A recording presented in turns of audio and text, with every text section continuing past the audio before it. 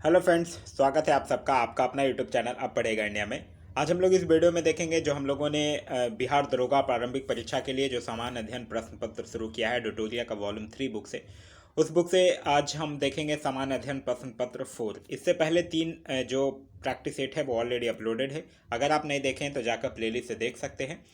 वो जो है वो पूरे एक्सप्लेनेशन के साथ अपलोडेड है, जो कि आपके आगामी एग्जाम्स के लिए काफ़ी महत्वपूर्ण साबित होगा। आज का इस वीडियो का इस प्रैक्टिस सेट जो है सामान्य अध्ययन प्रश्न पत्र 4, इसका कट ऑफ जो रहने वाला है वो है 70। यह जो कट ऑफ है वो जनरल कैटेगरी के स्टूडेंट के लिए है। ओबीसी एससी एसटी वाले स्टूडेंट्स और जो गर्ल्स कैटेगरी के स्टूडेंट हैं उनके लिए इससे थोड़ा कम वो कट ऑफ जो है वो एज्यूम कर सकते हैं। तो चलिए अब बढ़ते हैं अपने क्वेश्चंस की तरफ। आगे बढ़ने से पहले मैं आप लोगों को एक चीज़ और बता दूं, इसका अगर आपको पीडीएफ चाहिए तो आप पीडीएफ के लिए वीडियो के डिस्क्रिप्शन में दिए गए लिंक से जाकर टेलीग्राम ग्रुप ज्वाइन कर लीजिए अब पढ़ेगा इंडिया, या फिर टेलीग्राम ग्रुप में जाकर सर्च कर लीजिए अब पढ़ेगा इंडिया। वहाँ जो ग्रुप आएगा उसको ज्वाइन कर लीजिए, वहाँ इसका पीडीएफ जो है वो प्रोवाइड करवा दिया गया है। एक चीज़ और, बीच में जो 5 मैथ्स के क्वेश्चंस है उसके लिए कुछ बच्चों का कमेंट आया था कि वो आप बता दिया कीजिए उसका आंसर बीच में। तो उस मैथ्स का जो सॉल्यूशन है उसके पीडीएफ के लास्ट में अटैच्ड है, वो वहाँ से जाकर आप उसको देख सकते हैं। तो चलिए अब बढ़ते हैं अपने वीडियो की तरफ। आज का जो हमारा पहला क्वेश्चन है वो यह कह रहा है कि not just cricket A reporters journey पुस्तक के लेखक कौन है। तो इस पुस्तक के लेखक हैं प्रदीप मैग्नीज। तो इस क्वेश्चन का जो सही आंसर होगा वो होगा option number B, Pradeep manganese.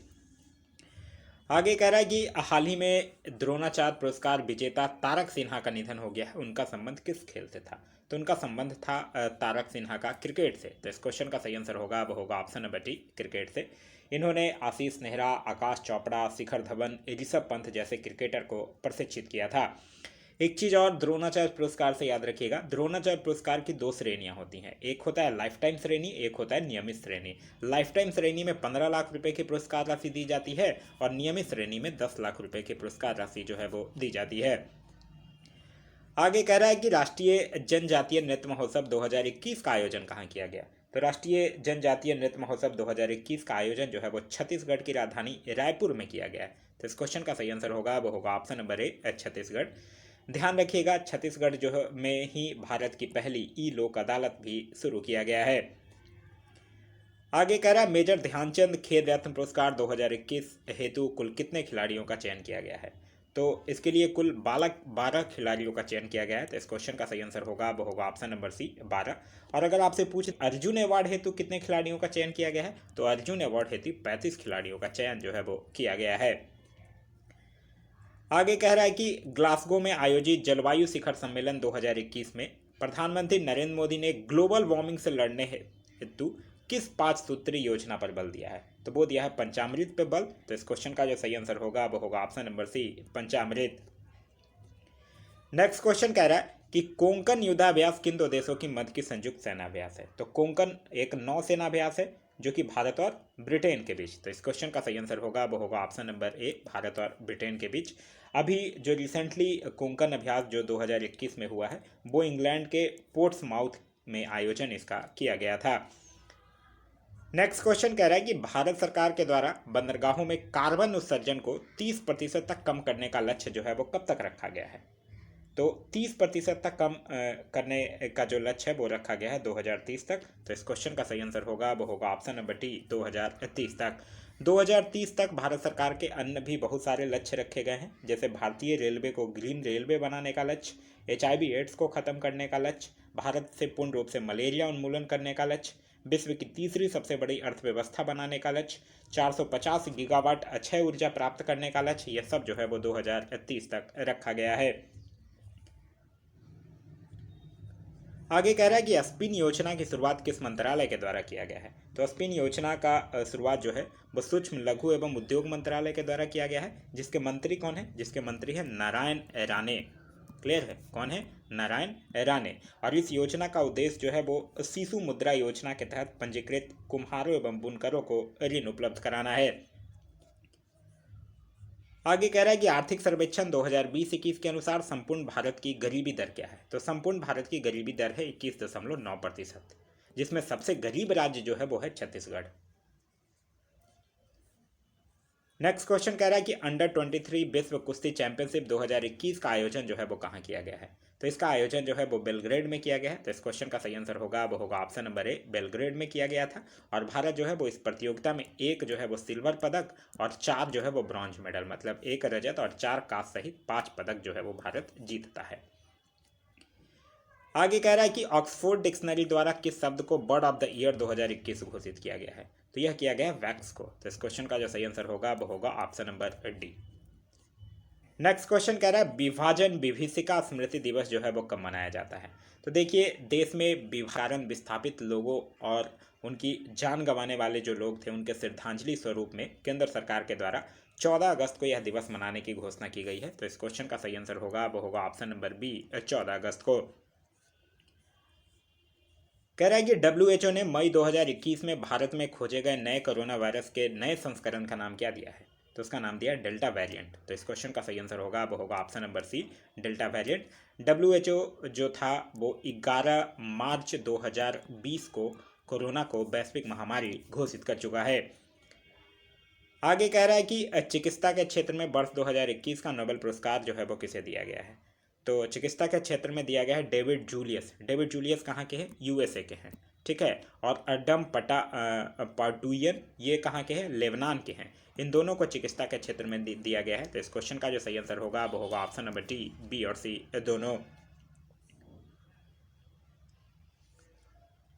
आगे कह रहा है भारत का सबसे बड़ा सोलर पार्क कहाँ स्थापित किए जाने की घोषणा किया गया है? तो भारत का सबसे बड़ा सोलर पार्क जो है वो गुजरात में स्थापित किया जाएगा। तो इस क्वेश्चन का सही आंसर होगा वो होगा ऑप्शन नंबर सी, गुजरात में।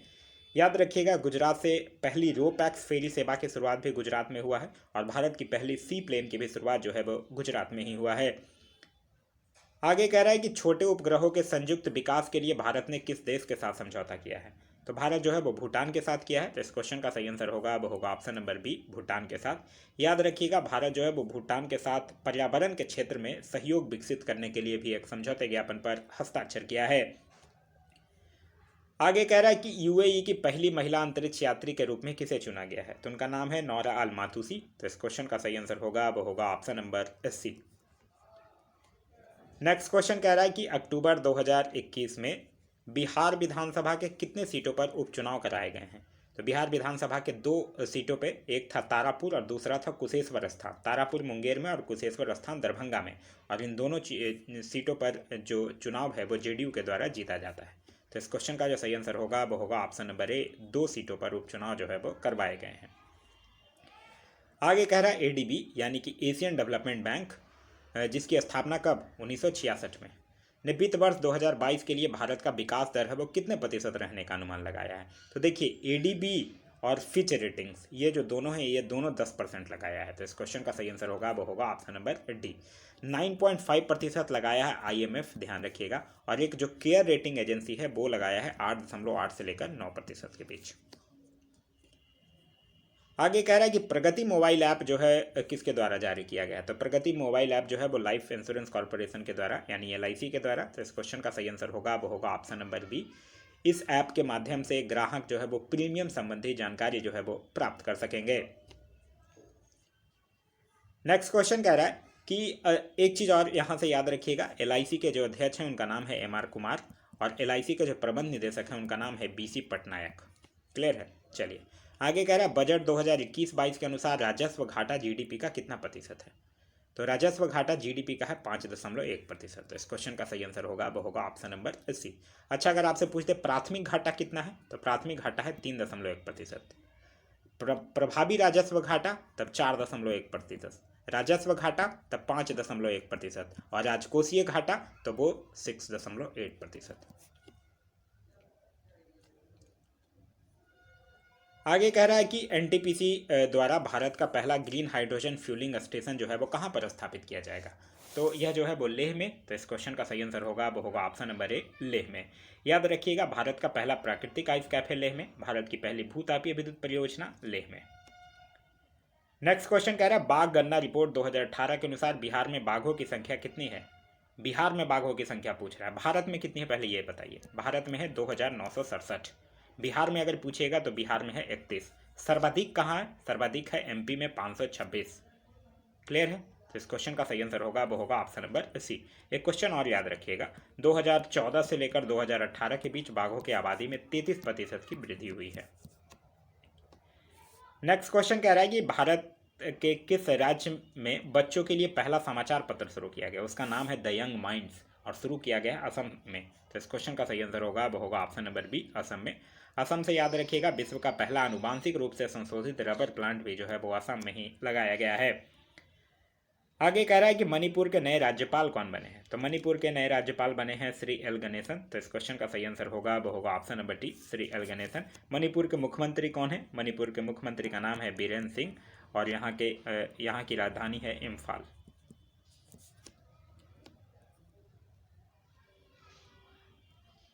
नेक्स्ट क्वेश्चन कह रहा है कि दिए गए विकल्पों में से कौन जो है वो प्राचीन बलित पर्वत का उदाहरण नहीं है, यह पूछ रहा है।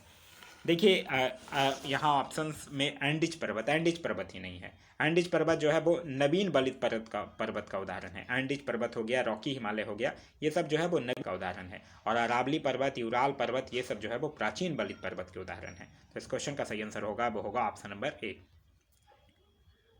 आगे कह रहा है कि किसी क्षेत्र को मरुस्थल माना जाएगा यदि, देखिए एक ऐसा क्षेत्र जहां पे कि औसत वार्षिक वर्षा जो है वो 25 सेंटीमीटर से कम होती है, उस क्षेत्र को मरुस्थल की श्रेणी में रखा जाता है। तो इस क्वेश्चन का सही आंसर होगा वो होगा ऑप्शन नंबर सी, वार्षिक वर्षा जो है वो 25 सेंटीमीटर से कम हो।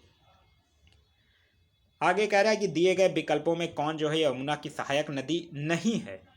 चंबल है, केन है, घाघरा नहीं है। घाघरा जो है वो गंगा नदी की प्रमुख सहायक नदी है। चंबल, बेतवा, केन ये सब यमुना नदी की सहायक नदियां हैं। तो इस क्वेश्चन का सही आंसर होगा वो होगा ऑप्शन नंबर सी, घाघरा।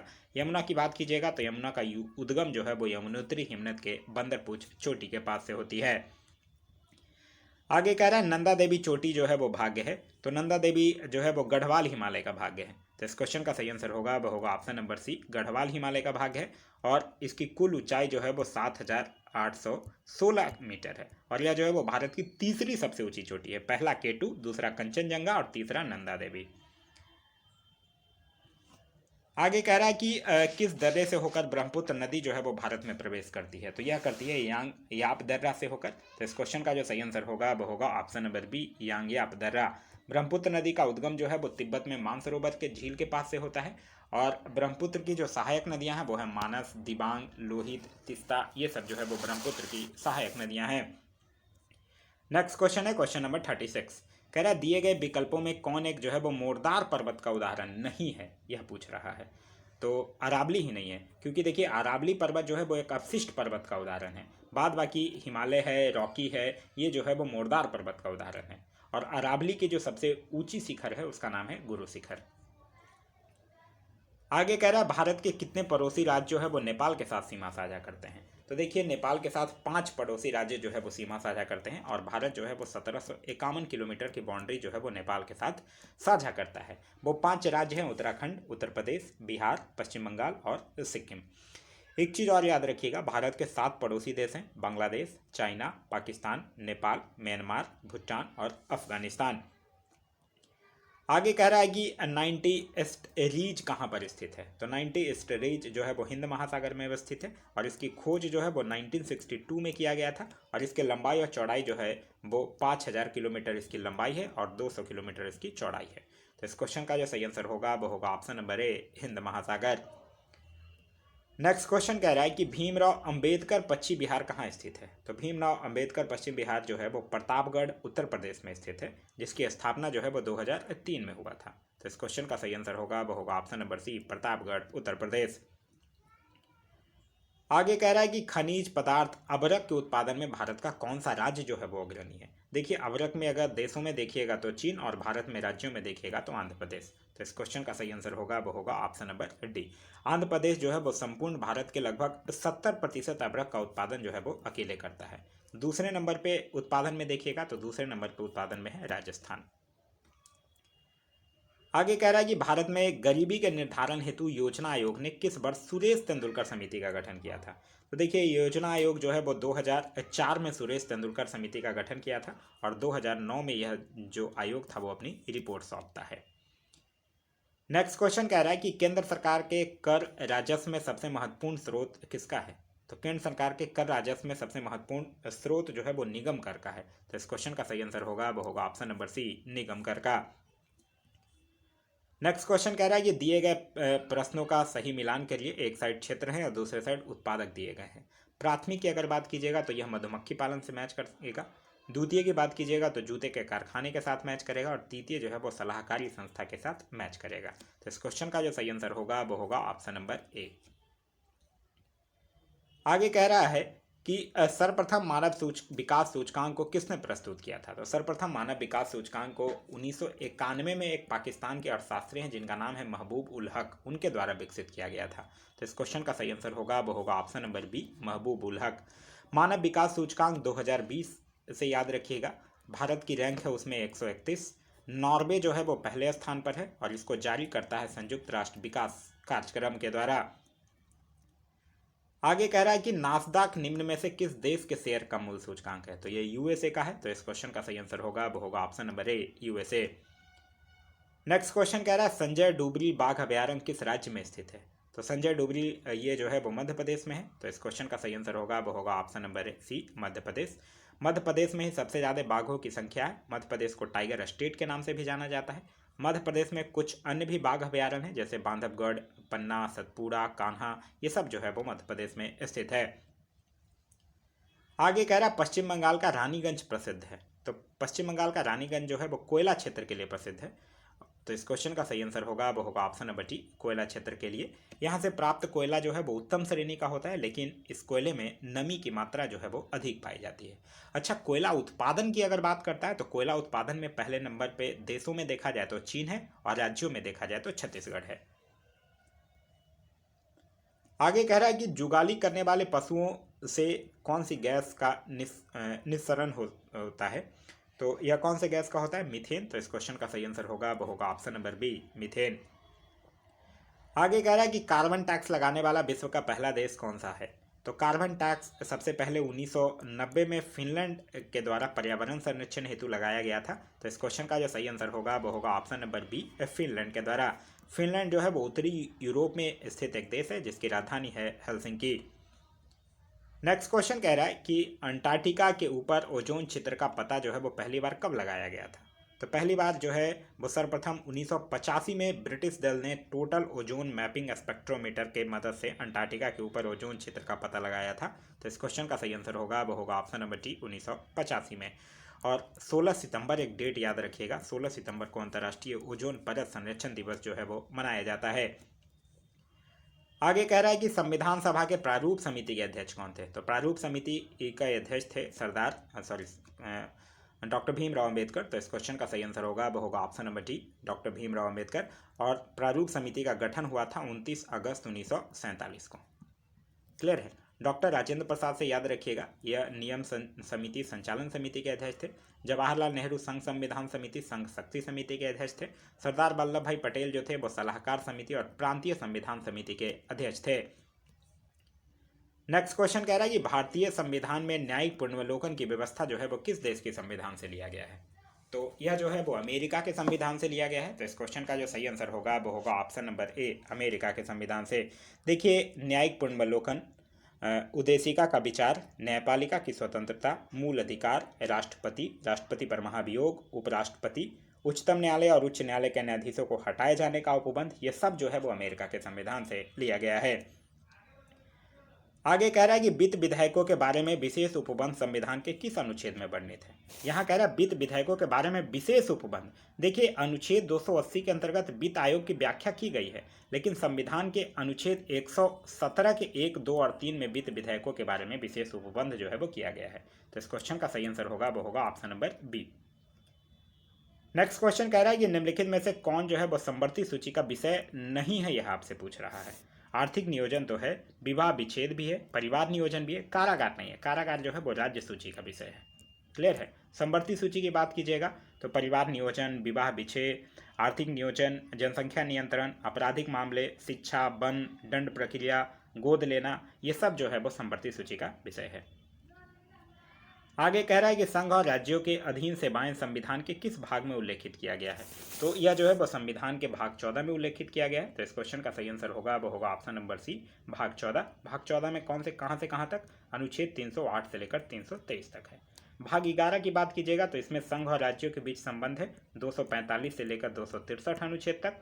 भाग 13 की बात कीजिएगा तो इसमें भारत के राज्य क्षेत्र के भीतर व्यापार, वाणिज्य एवं समागम है, 301 से लेकर 307 तक। और भाग 20 की बात कीजिएगा तो यह संविधान संशोधन से संबंधित है, अनुच्छेद 368। आगे कह रहा है सूची 1 और सूची 2 को सुमेलित करने के लिए कह रहा है। बंदी प्रत्यक्षीकरण किससे मैच करेगा? हमें शरीर चाहिए से।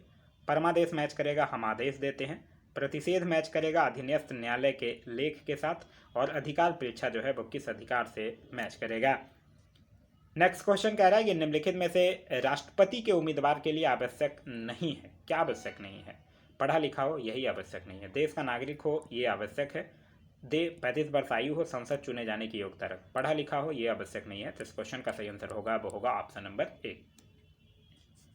आगे कह रहा है कि संसदीय शासन में वास्तविक कार्यपालिका शक्ति निम्न में से किसके पास होती है?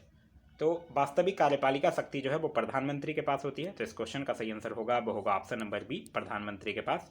और प्रधानमंत्री की नियुक्ति का उल्लेख जो है वो अनुच्छेद 75 में किया गया है। आगे कह रहा है कि लोकसभा चुनाव में निर्वाचित होने के लिए किसी व्यक्ति के लिए न्यूनतम आयु सीमा कितनी होनी चाहिए? तो किसी व्यक्ति के लिए देखिए न्यूनतम आयु सीमा जो है वो लोकसभा में 25 वर्ष और राज्यसभा में 30 वर्ष। तो इस क्वेश्चन का सही आंसर होगा वो होगा ऑप्शन नंबर सी। आगे कह रहा है कि निम्नलिखित में से कौन एक संघीय बजट की तैयारी और उसे संसद में पेश करने के लिए उत्तरदायी है? तो देखिए यह जो है वो केंद्रीय वित्त मंत्रालय का जो आर्थिक कार्य विभाग है, मतलब डिपार्टमेंट ऑफ इकोनॉमिक अफेयर्स, वही जो है वो संघीय बजट की तैयारी और उसे संसद में पेश करने के लिए उत्तरदायी होता है। तो इस क्वेश्चन का सही आंसर होगा वो होगा ऑप्शन नंबर ए, आर्थिक कार्य विभाग। आगे कह रहा है कि उच्चतम न्यायालय में संविधान के निर्वाचन से संबंधित मामले की सुनवाई करने के लिए न्यायाधीशों की संख्या कम से कम कितनी होनी चाहिए? तो कम से कम न्यायाधीशों की संख्या जो है वो 5 होनी चाहिए। तो इस क्वेश्चन का जो सही आंसर होगा वो होगा ऑप्शन नंबर ए, 5 होनी चाहिए। ये संविधान पीठ या कॉन्स्टिट्यूशनल बेंच के रूप में अभिहित किया गया है। आगे कह रहा है कि संघ लोक सेवा आयोग के प्रथम महिला अध्यक्ष कौन थी? तो संघ लोक सेवा आयोग के प्रथम महिला अध्यक्ष थी रोज एम बैथू। तो इस क्वेश्चन का जो सही आंसर होगा वो होगा ऑप्शन नंबर ए। यह जो थी वो 1992 से लेकर 1997 तक इस पद पर बनी थी। यूपीएससी की अगर बात कीजिएगा तो यूपीएससी की स्थापना जो हुई है वो 1 अक्टूबर 1926 को हुआ है।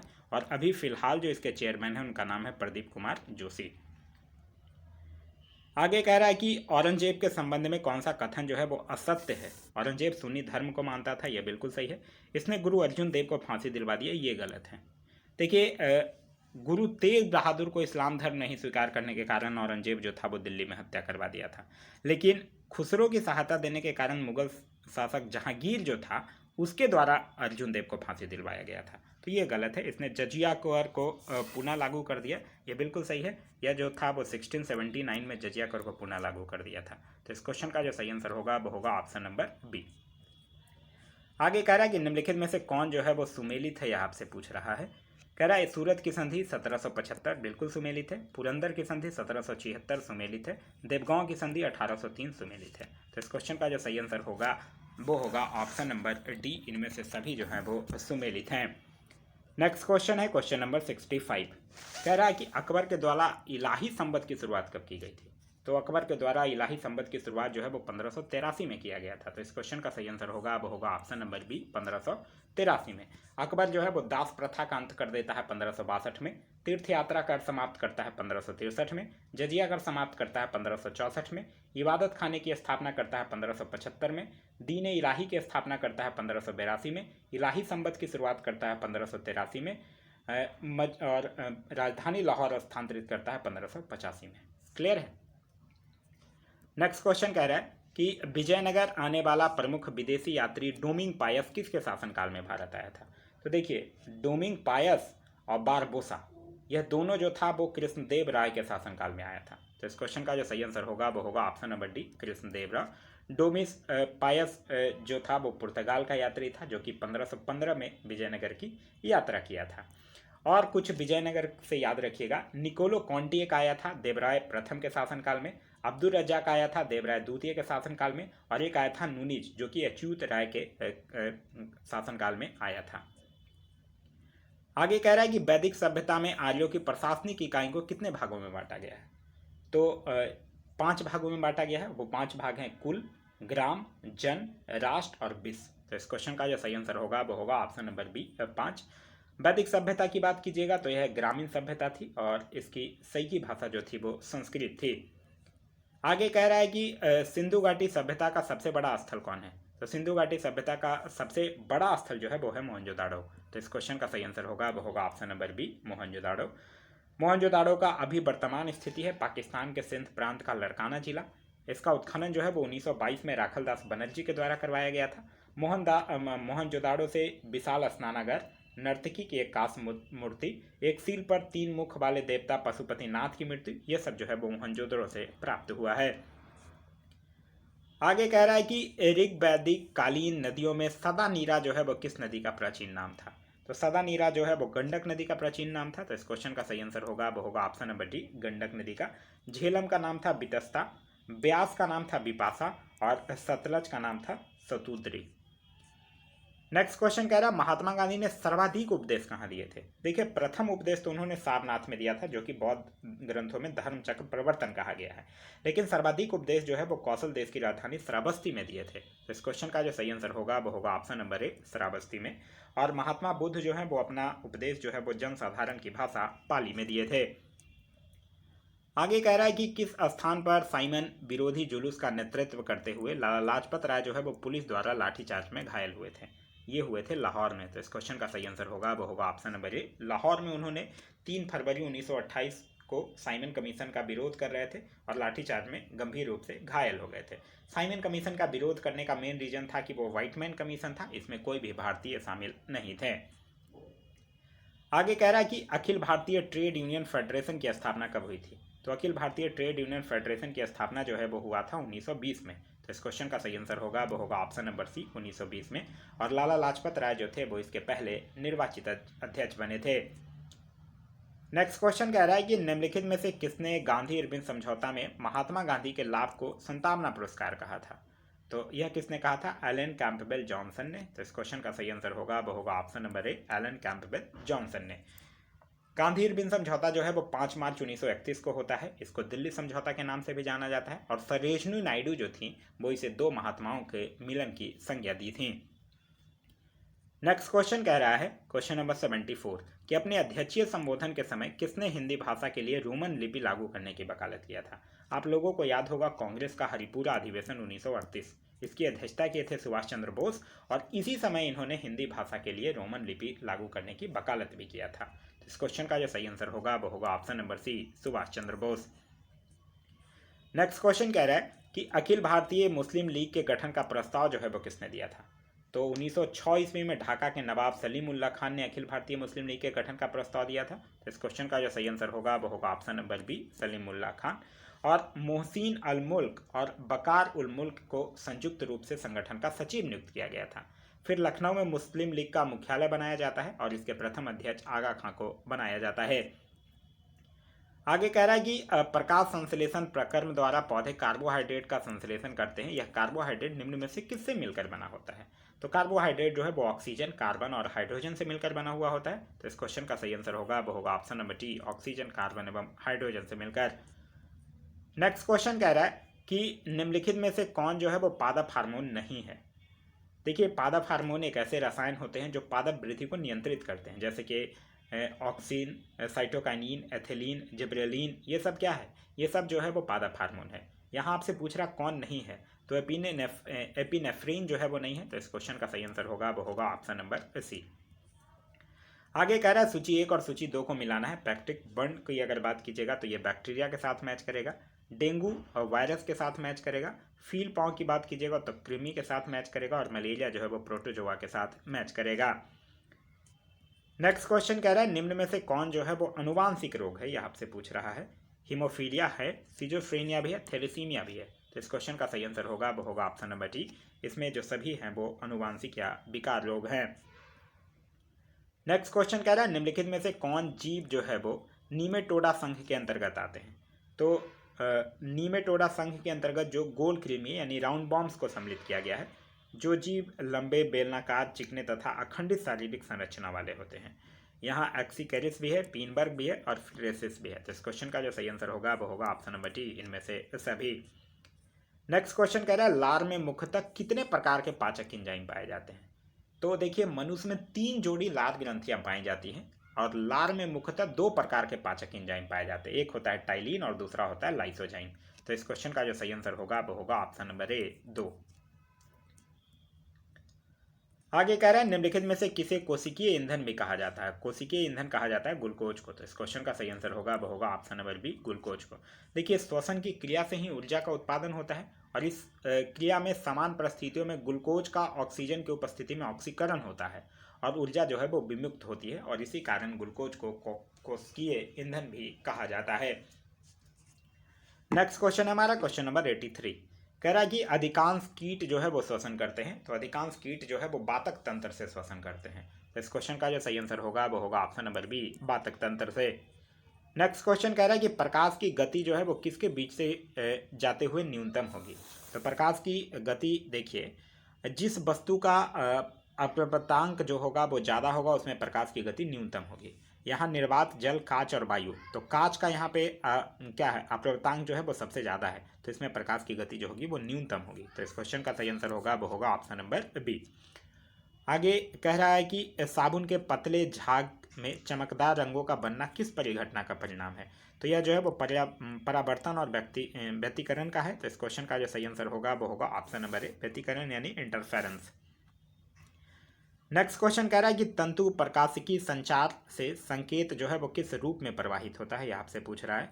तो देखिए तंतु प्रकाशिकी संचार एक प्रणाली है जिसमें सूचनाओं की जानकारी एक स्थान से दूसरे स्थान तक ऑप्टिकल फाइबर के माध्यम से प्रकाश बिंदुओं के रूप में भेजी जाती है। तो इस क्वेश्चन का जो सही आंसर होगा वो होगा ऑप्शन नंबर डी, प्रकाश तरंग। नेक्स्ट क्वेश्चन कह रहा है कि यदि एक लोलक को भूमध्य रेखा से ध्रुवों की ओर ले जाया जाएगा तो उसका आवर्तकाल ध्रुव पर होगा। तो देखिए अगर एक लोलक को भूमध्य रेखा से ध्रुवों की ओर ले जाते हैं तो गुरुत्व बल में परिवर्तन होगा, इसके कारण उसका आवर्तकाल जो है वो ध्रुवों पर न्यूनतम होगा और भूमध्य रेखा पर अधिकतम होगा। तो इस क्वेश्चन का जो सही आंसर होगा वो होगा ऑप्शन नंबर बी, न्यूनतम होगा। नेक्स्ट क्वेश्चन कह रहा है 1 किलो कैलोरी का मान कितने जूल का बराबर होता है। तो 1 किलो कैलोरी में होता है 4184 जूल। तो इस क्वेश्चन का सही आंसर होगा वो होगा ऑप्शन नंबर बी।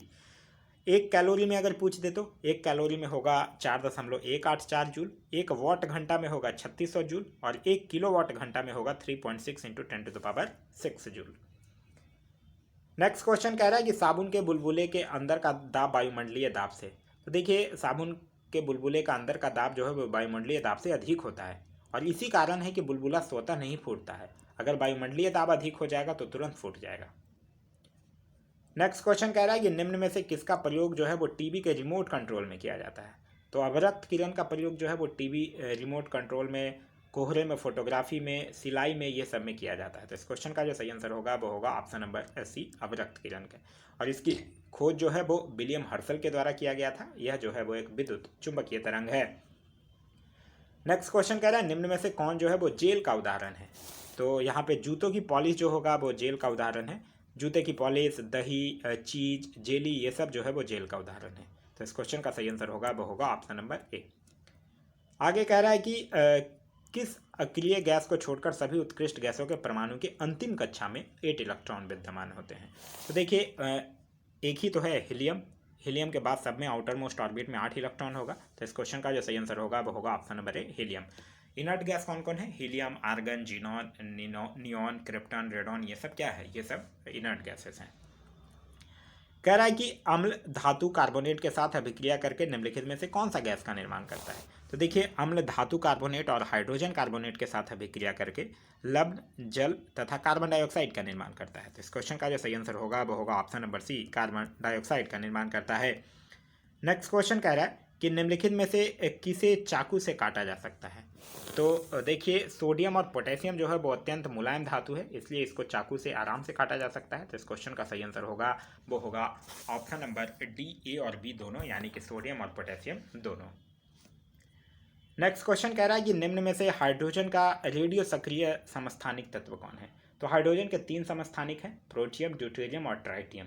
तीनों समस्थानिक में ट्राइटियम जो है वो रेडियो सक्रिय है। ट्राइटियम के एक परमाणु में 2 इलेक्ट्रॉन, 1 प्रोटॉन और 2 न्यूट्रॉन होते हैं। तो इस क्वेश्चन का जो सही आंसर होगा वो होगा ऑप्शन नंबर सी, ट्राइटियम। आगे कह रहा है एसिटिलीन की रासायनिक सूत्र है, तो एसिटिलीन का रासायनिक सूत्र है C2H2, यानी कि ऑप्शन नंबर डी जो होगा वो आपका सही आंसर होगा। नेक्स्ट क्वेश्चन कह रहा है ब्लैक गांधी निम्न में से किन का उपनाम है, तो black Gandhi Martin Luther king का है, तो इस क्वेश्चन का सही आंसर होगा वो होगा option number D, Martin Luther king का। नेक्स्ट क्वेश्चन कह रहा है रविन्द्रनाथ टैगोर को भारत रत्न कब मिला था, तो 1913 में मिला था, तो इस क्वेश्चन का सही आंसर होगा वो होगा ऑप्शन नंबर बी, 1913 में। वो एशिया के प्रथम नोबेल पुरस्कार से सम्मानित व्यक्ति हैं रविन्द्रनाथ टैगोर। इनको जो है वो गुरुदेव के नाम से भी जाना जाता है। नेक्स्ट क्वेश्चन कह रहा है कि ऑस्कर के लिए नामित प्रथम भारतीय फिल्म कौन है, प्रथम भारतीय फिल्म है मदर इंडिया। उसके बाद लगान को भी, पहेली को भी, सलाम बॉम्बे को, रंग दे बसंती को, ये सब के लिए भी ऑस्कर के लिए नामित किया गया था, लेकिन प्रथम भारतीय फिल्म जो है वो है मदर इंडिया। आगे कह रहा है कि विश्व शिक्षक दिवस जो है वो किस तिथि को मनाया जाता है, तो विश्व शिक्षक दिवस जो है वो 5 अक्टूबर को मनाया जाता है, तो इस क्वेश्चन का सही आंसर होगा वो होगा ऑप्शन नंबर बी, 5 अक्टूबर को। अगर राष्ट्रीय शिक्षक दिवस पूछेगा तब आपका आंसर 5 सितंबर को होगा, जो कि सर्वपल्ली राधाकृष्णन के जन्म दिवस पर मनाया जाता है। 14 सितंबर को हिंदी दिवस मनाया जाता है और 14 नवंबर को बाल दिवस मनाया जाता है। तो यह था हमारा आज का वीडियो। आज का वीडियो आप लोगों को कैसा लगा कमेंट करके जरूर बताइएगा। साथ ही साथ इस वीडियो से कुछ सीखने के लिए मिला तो एक लाइक जरूर कर दीजिएगा। वीडियो पसंद आया तो अपने दोस्तों के साथ शेयर करना ना भूलें। अभी तक आप इस चैनल पर नए हैं या चैनल को सब्सक्राइब नहीं किए हैं तो चैनल को सब्सक्राइब कर लीजिए और साथ ही साथ बेल आइकन दबा लीजिए ताकि हमारे सारे वीडियो के नोटिफिकेशन जो है वो आपको मिलते रहे। इसका PDF अगर आपको चाहिए तो PDF जो है वो वीडियो के डिस्क्रिप्शन के लिंक से जाकर आप टेलीग्राम ग्रुप ज्वाइन कर सकते हैं या फिर टेलीग्राम में जाकर सर्च कर सकते हैं पढ़ेगा इंडिया। वहाँ जो ग्रुप आएगा उसमें आप ज्वाइन कर लीजिए, वहाँ इसका PDF जो है वो प्रोवाइड करवा दिया जाएगा। Thanks for watching.